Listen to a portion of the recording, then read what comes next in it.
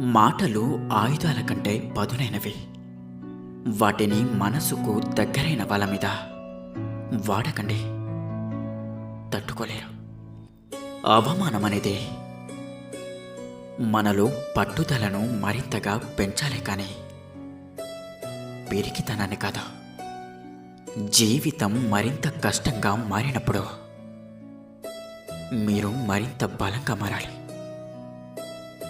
గుర్తుంచుకోండి, సమయం ఎప్పుడు కూడా ఒకే చోట ఆగదు.